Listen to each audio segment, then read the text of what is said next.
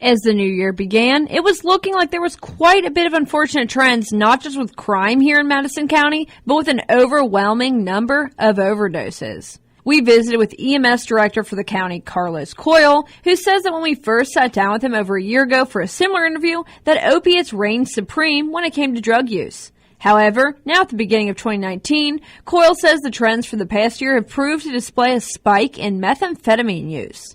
According to recent police search, seizures, and arrests, this seems to bolster that rise in the use of the homemade drug. However, Coyle says that methamphetamine can actually be cheaply made out of the country, and although there is proof of many homemade meth labs, a lot of the substance that seems to wreak so much havoc is coming from outside of Madison County. Visit the walk-in clinic at Mercy Primary Care of Irvin on Friday evenings and weekends with no appointment necessary. Walk-in care is open to the community no matter who your doctor is. For those times when it's not serious enough to go to the ER, but you feel too bad to wait until Monday, walk in to Mercy Primary Care of Irvin. We saw it coming. It never went away. It just got kind of covered up by the popularity of the opioids, particularly heroin. And honestly, we're not seeing as much heroin probably per se in the true overdose patients who respond to as we are fentanyl. Drugs are drugs. Everybody has their favorite. But as one gets harder or one gets more attention from authorities, they often move to another level of drugs or a different kind of drugs. And the sellers out there, they want to use some of the stronger opioids particularly because they want their drugs to be better than their competition's drugs. So it is a competition among the street sellers out there of who can provide the most potent product. If there's a batch out there and they understand there's been a fatal overdose, some of the hardcore users, they want that particular drug. They want to know what user that came from. They're that far down to their addiction that they want the strongest drug out there, even if it means potentially death. I think that we've kind of overblown that Narcan is totally safe and there's no side effects to it. It's not 100% safe. Now, the benefits far outweigh the risk.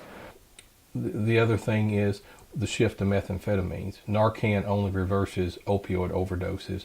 So if we go out and it's a methamphetamine overdose or a cocaine overdose, or some of these other street drugs overdose, it has no effect on that. If they're using methamphetamine by itself, you're not going to find them typically in the situations that we find the opioid overdoses, which is passed out in their car, passed out in a public restroom, passed out at home or something like that. And from the heroin and the fentanyl, it's usually a fairly quick onset if it's a powerful combination of those drugs. Methamphetamine, I think what you're seeing on the street now, a lot of it is being made in labs in foreign countries and sent in here, so it's ridiculously cheap compared to probably what it used to be. The court system right now, you won't find a lot of folks who have been arrested for manufacturing methamphetamine. You'll find most of them are distributing methamphetamine.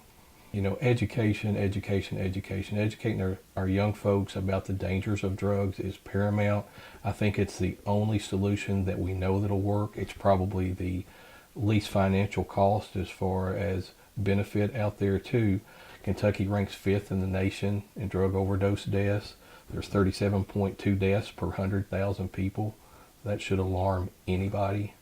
I think in 2017 we had like 1,565 people in Kentucky that died from overdoses.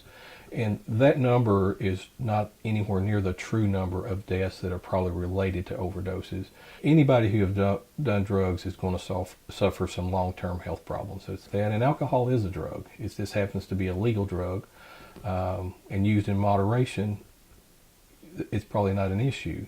But any drug that you abuse, whether it's legal or illegal, is going to be problematic. So I think that is our only chance of victory, is educating the children to hopefully that they never try it. Stay up to date with WBON-TV for all of your local arrests and more news such as this. And also be sure to like and share to always keep your friends and family up to date with all of our Madison County news. For more stories such as these, be sure to visit Richmond's very own WBONTV.com. I'm Marissa Hempel.